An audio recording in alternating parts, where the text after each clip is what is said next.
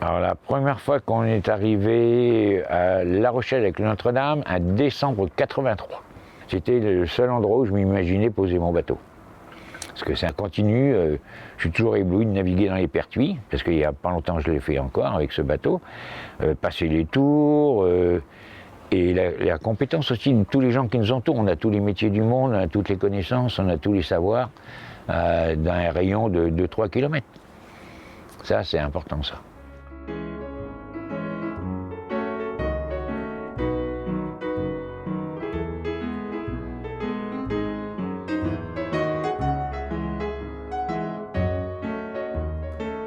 Moi, je me suis intéressé à ce bateau, il était coulé, on m'en a parlé, on m'a dit qu'il était en relativement bon état. Je me suis intéressé à son histoire. Il a été commencé en 1942 à Gravelines, à côté de Dunkerque, Grand Fort Philippe exactement. C'est un haranguer de la mer du Nord. Il n'a pas été fini à la guerre, parce que son bois qui était prévu pour sa construction a été réquisitionné pour la construction du mur de l'Atlantique dans le Nord. Donc il a été mis à l'eau en 1945. Il y a beaucoup navigué, et puis à un moment donné, il était obsolète. Donc ils l'ont mis aux épaves et ils l'ont coulé dans le port de Dunkerque, un bassin qui est comblé maintenant. Il y a un parking, un méga CGR dessus, il y a tout ça.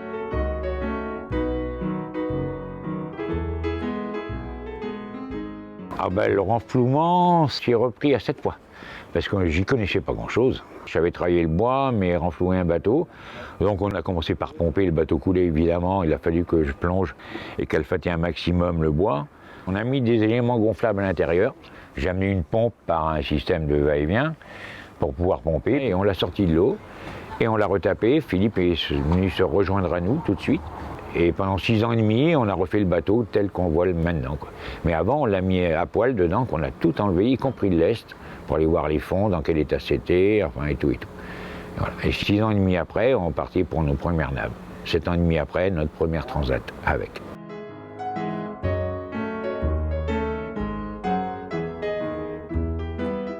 Mars 84, on est parti de Dunkerque, Saint-Malo, on a fait la Saint-Malo Québec pour les bateaux de ce genre et des plus grands tremblements, une course Self Training Association.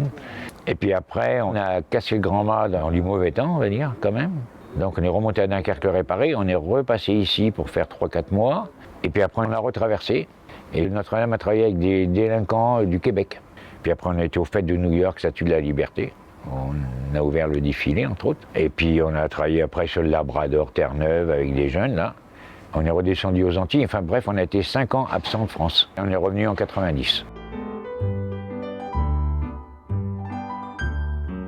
Et puis, on a décidé d'adopter La Rochelle comme port définitif. Et on s'est immatriculé à La Rochelle. Voilà. Et en même temps, le musée maritime, il avait déjà 1 an. Donc, j'ai rencontré Patrick Schnepp, qui était le directeur. Et on s'est tout de suite coquiné, on va dire, avec le musée maritime.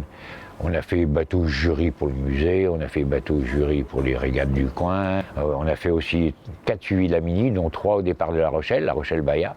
On s'est investi dans le musée quand même, et puis dans la vie du port aussi. On n'était pas des babacools quand même. Moi, j'avais fait quand même un petit peu d'armée. Et non, ce bateau, je le voulais parce qu'il était suffisamment grand pour pouvoir affronter n'importe quelle mer, assez grand pour pouvoir vivre en famille quand même. J'ai vécu avec ma pitchoune, mon fils et puis Philippe pendant quand même beaucoup d'années à bord. Et on gagnait notre vie avec en plus.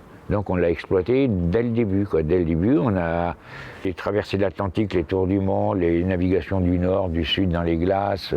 Ça, j'ai toujours de la clientèle à bord.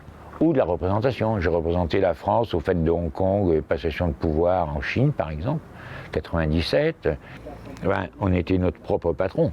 Les vrais patrons, c'est la météo, c'est la clientèle qu'on embarquait ou les contrats qu'on avait, mais on décidait. Des fois, il n'y avait rien, donc des fois c'était un peu la dèche, puis des fois c'est l'abondance. Mais quand c'était l'abondance, on le mettait sur le bateau.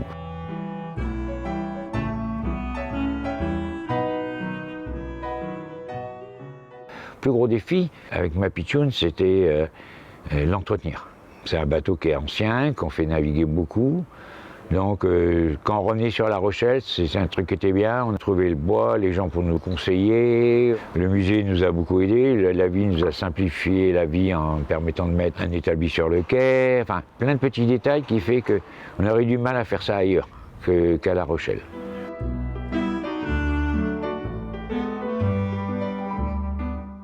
Ma plus grande fierté, c'est que mon fils reprenne la suite. Avec Gaël, Thomas et Philippe qui a gardé 10%. Et ils s'occupent du bateau, ils le font travailler, ils l'entretiennent, ils font beaucoup de gros travaux. Tout ce que j'ai pas pu faire, j'ai pas eu le temps ou c'était pas nécessaire avant. Et je pense que le bateau va continuer, il est parti pour continuer ce qu'il fait. Hein, voilà. Et moi, personnellement, j'ai un bateau un peu plus petit, de 15,50 mètres, un bateau en plastique, ça étonne beaucoup de gens. Mais bon, du bois, j'en ai assez vu. Et mon projet, c'est de continuer à naviguer parce que j'ai essayé de vivre dans une maison, mais je ne suis pas arrivé.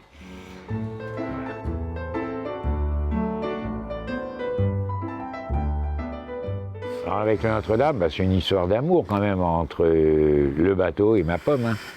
40 ans de navigation avec, c'est quand même pas mal de milles. Je crois que j'ai 350 000 milles de Point de Midi à Point de Midi. Et on l'a emmené le bateau un peu partout quand même, on a poussé un peu de la glace. Il est sain à la mer, on peut embarquer des gens qui ne connaissent pas. Et tout est manuel là-dessus, donc il n'y a rien qui tombe en panne. C'est un très bon bateau.